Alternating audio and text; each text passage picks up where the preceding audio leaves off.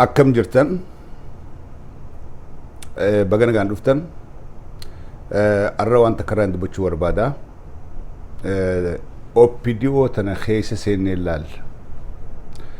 OPDOn tun keessisiidhaa maal fakkaata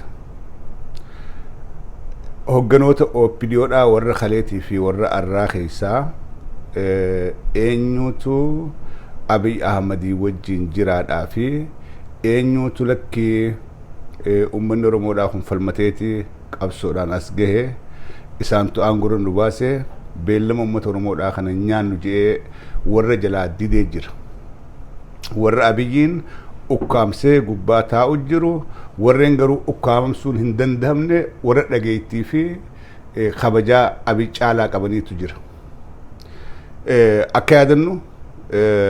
gaafa tiim lammaa jedhamee as bahu lammaa magarsaatiin maqaa dhaawatanii lammaadhaan hoogganamanii wanni lammaa jala deemaniif dura yeroo duraa kan as bahee ummata Oromootti dhugaa dubbatee gooftaan keenya ummata qabsoon isin gootan qabsoo haqaati akkaataan nuti itti jirru dogoggora jee ummata Oromoo duratti bahee dubbate lammaa magarsaadhaa ture kanaaf tiim lammaa jechuun sun achirraa dhufte waan lammaan as bahee ummata duratti dhugaa dubbatee Oromollee onnee seenee ummanni Oromolleen eega lammaa magarsaadhaa waan san dubbate qabbanaawan achirraa tiim lammaa maqaa jiruun OPDOn as baate jechuudha so arra tiim lammaan kun maali jira duraan tiim lammaa kana duubaan eenyu faadhaa ture namoonni jajjaboon Oromoo keessaa tiim lammaa kana duubaan turan OPDO keessa warra turerraahis warreen OPDO ala jiranis hayyoonni Oromoodhaa abbootiin qabeenya Oromoodhaa eenyutu tiim lammaa kana jajjabeessee duubaan ture dhugaa Oromoo tana fudhaa dhugaa Oromoodhaa tana dhagaha ummanni kun ummata gabrummaa jala bara dheeraa ture ummanni kun qabsoo hadhooytu godhaa jira ummanni kun qabsoo tanaan TPLF kaasuunsaa kaasuudha kanaafuu addeebitanii ummata Oromoodhaa kana dhiifama gaafattanii badii teessan fudhattanii gaafii Oromoon amata 150 gaafachaa jirtu kana akka deebiftan jee warra duubarraa gorsaa ture jira ara kanaan keessa gabbu'ee icciitii kana isin himuudhaaf deemaa jechuudha yooni yaadattan Abiy Ahmed gaafa filamee kakatee beeta mangistii galu huccuu aadaa Oromoodhaa itti kaanii ijoolleessatti warri boonsee galche hayyoota Oromoodhaa manguddoo Oromoodhaatii fi abbootii qabeenyaa Oromoodhaati warreen Abiy cinaa dhaabbatee maqaa tiim lammaadhaatiin Abiy jajjabeessee gaachina tahee fi achiin gahe warruma Oromoodhaa kan OPDO keessa ture isaan kana dubbii tanaan keessa gabbee namoota garii maqaa dha'uun barbaadu yeroodhaa fi namoota garii maqaadhaan dha'u warreen tiim lammaadhaa wajjiin akka gaaritti hojjechaadhaa turan keessaa Dr. Tsaggaayee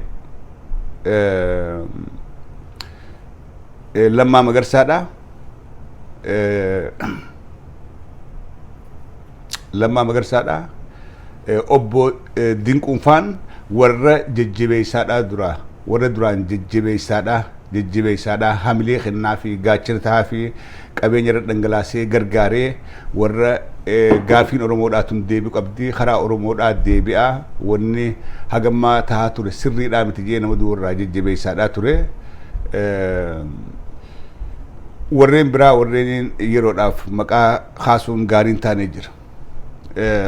so tiim lammaan kun gaafa Abiy beeta mangistii seeneen booda tiim lammaan kun facaadhaa dhufe warqinee gabayyoodhaa jira injinni namni by the way namni dantaa Oromoo tana dabarsineen kenninu galata joorillee galchee galata qeeyroollee galchee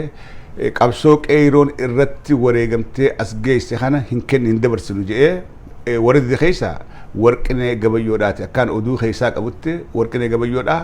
ilaalchiin hangammaa qabaachaa turee fi akkitti namni Oromoodhaa yaadu jirulleen dogoggora nama dhugaadhaan ammaan tana Abiyyiin mormee didee dhugaa Oromoodhaa galchuudha qabna jee warra mormaa jiru keessaa Tsaggaayinis akkasuma warreen akkanaa kana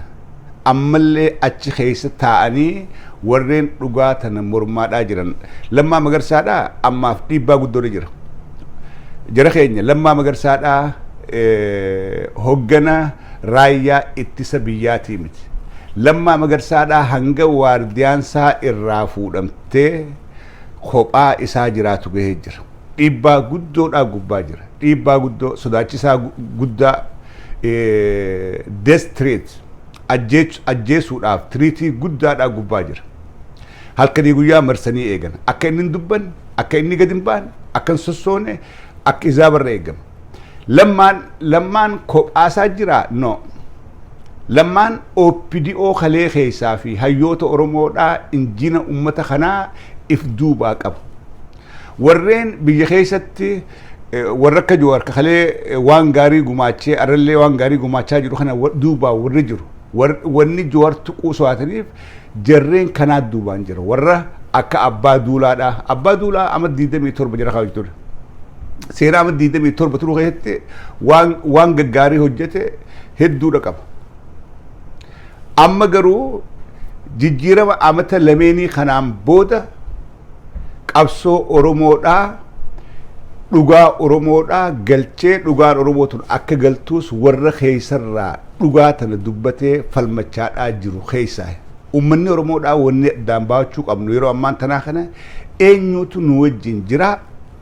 eenyuutu bitamee nafxanyaaf dalagaa jara kana addaan miirree addaan beekuudha qabna addaan baafachuudha qabna warreen gabroonfataadhaa wajjin jiruufi warreen lakkii dhugaa Oromoo tana dabarsineen kennanu ummanni Oromoodhaa kun dhiigaan bakka tana dhufe dhugaan tun Oromoodhaaf galuudha qabdi seenaa xuraawaa kana keessaa qoodan fudhannu je'ee warra dideefee jira warreen kun kana diduudhaafi maqaan tiim lammaa sun arraan tana dhabamee badee arraan tana Bilxiginnaa fi tiim nafxanyaadhaa jira bakka tiim lammaadhaa tiim nafxanyaadhaatu bakka nuuf bu'ee jechuudha Bilxiginnaa jechuun hiika biraan qabdu tiim nafxanyaadha tiim lammarraa deemanii karaa Bilxiginnaa galan Bilxiginnaa jechuun hiikaansii gabaabaan tiim nafxanyaa jechuudha warreen ol'aantummaa Amaaraa gad'aantummaa Oromoodhaa mirkansuudhaaf walfilee sabboonota Oromoodhaa ukkaamsee kaahee ol'aantummaa nafxanyaa deebisuudhaaf dalagaadhaa jiru jechuudha. Tiim lammaa akka hubannaa keenyatti akka waan qabsoo Oromoodhaa tan isaanis callisanii gananii seenaaleen amma dura namoorratti himamaa ture. Akka doggoratti kan himaa ture hundaa dhugoonfannee warreen teenyuu jira warreen kun warreen maqaa tiim lammaadhaatiin duratti as bahee ummata Oromoodhaa inspire godhee Oromoon irraa gammaddee Oromoo gammachiise warreen akka Xayyibaadhaa aangorraa kaafamaniiti ukkaamsaan isaanirra jiru akka waan Oromoo keessatti involving goone akka publicitti hin baane akka miidiyaatti hin dhiyaanne ukkaamsaan Xayyibaadhaa fi Lammaafarra jiru garaagarummaan qabu ukkaamsaan Abbaa Duulaatii fi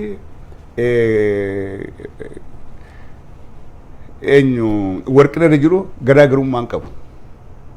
ukkaamsuma akkasiitu Tsaggaayee Farraas jira tiima keessaa Oromoodhaaf dalagaadhaa jiru kana addaan barree addaan baafnee nafxanyaadhaa fi warreen dhugaa Oromoodhaa tana kaayuudhaaf jecha OPDOma keessatti irra dhiibbaan irra deemtu addaan baruudha qabnaaf yaada kanaan gad dhufe kuni odeessa keessaa kaniin qabu warreen akkuma keenya keessa ta'anii garaan isaanii gubachaadhaa jiru Abbaa Duulaa Xayyibaa Lammaa Magarsaadhaa Warqinee Gabayyew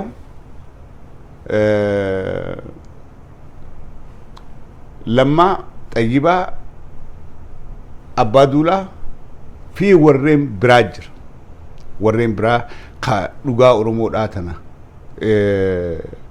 dabarsineen kenninu maqaan baduu wayyaa mataan baduu wayyaadha olaantummaan nafxanyaa osoo nuti garuu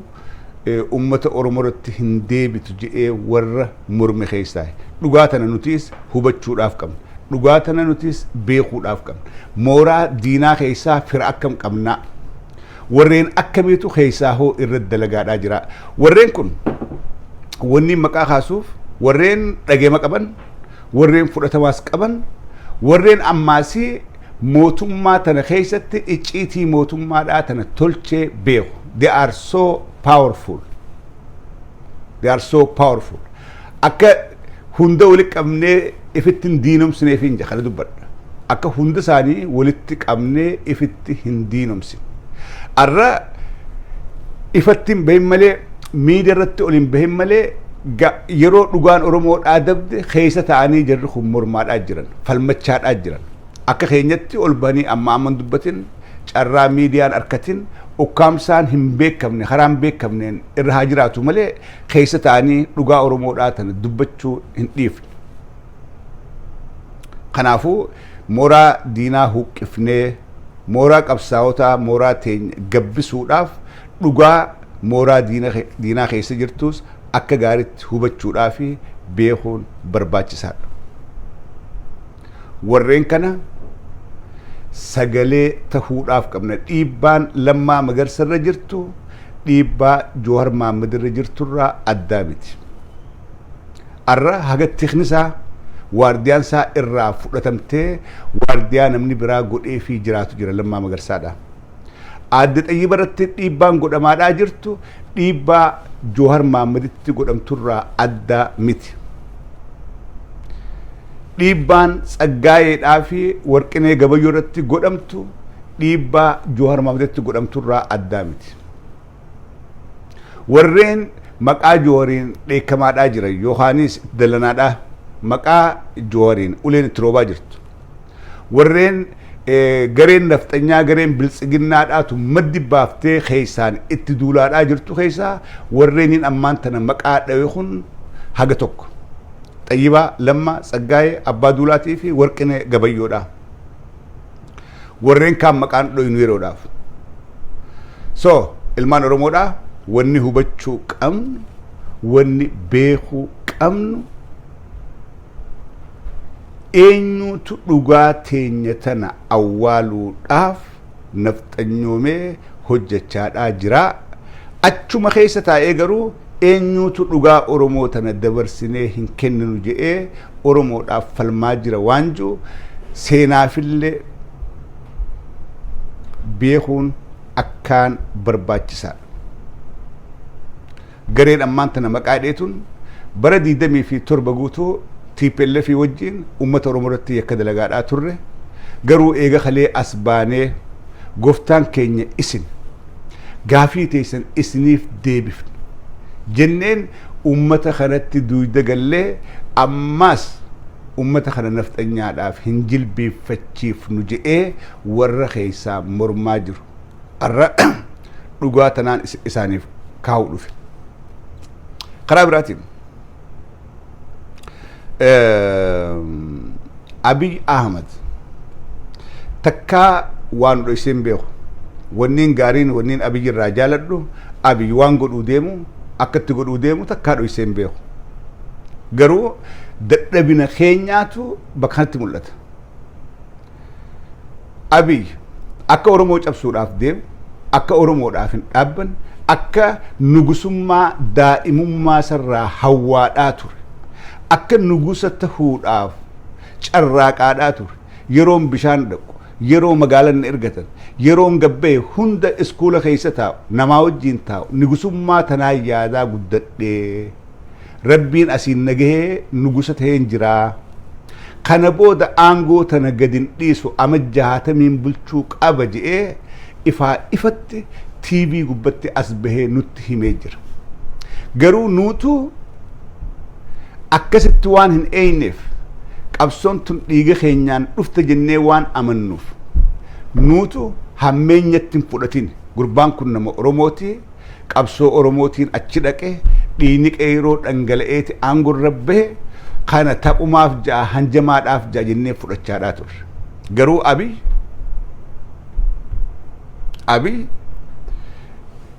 kaayyoo isaa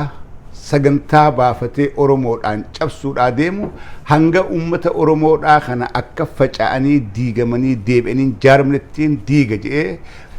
paablikira taa'ee beellama nuuf seene takka gahee jira. Arra mootummaa tanarraa wanni abdii nu murachiisaa guddoon takka namni abjuu kanaa joollummarraa qabaachaadhaa ture kanun dhoysin ka ol beetis an hawwiin tiyya nugusa tahuudha ture nugusummaa harkadhe aangoo gadin dhiisu nun jee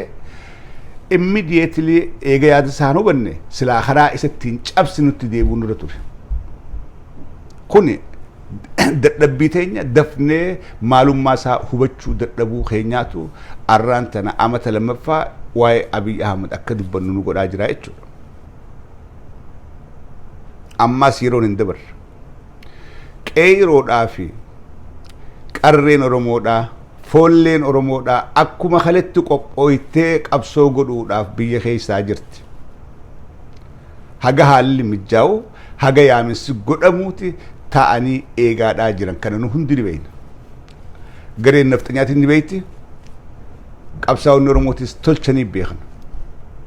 Waraanni bilisummaa oromootis jabaateetti guyyarraa namni dhibbaantamaan itti dabalamaadhaa oromiyaa keessa saaraadhaa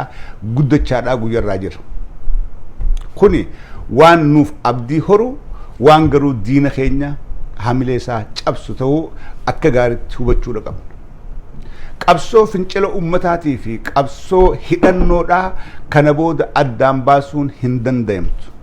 Jarri lachuutu wajjin deeman warri qabsoo hidhannoodhaa godhuus oromoodhaaf hojjechaadhaa jira warreen qabsoo fincila hawaasaa oromoon akka galaanatti dhangala'aa oromoon kaatee gamtaadhaan finciluunis qabsoo oromooti karaa lachuutu ummata kana milkeessuudhaa fi ummata kana jabeessuudhaaf waan taateef qabsoo karaa lachuutu qeeroo fi qarreen foolleen teenya qoodarraa fudhachuu akka qabdu haala karaa mijaa'ee hundaan qabsoo lachuu walqixa qoodarraa fudhachuu akka qabnu yeroo walii himnu arraan booda hin hafne. Kanaafuu warreen nuti nisaadhaa jiru warreen nu gargaaraadhaa jiru warreen diina keessa taa'ee gubachaa jiru kan nuti hin beekne jajjabeessuun hamileetti godhuun dirqamaa waan juuf hin dubbadhee fayyaa ta'a yeroo gaarii qabaadha.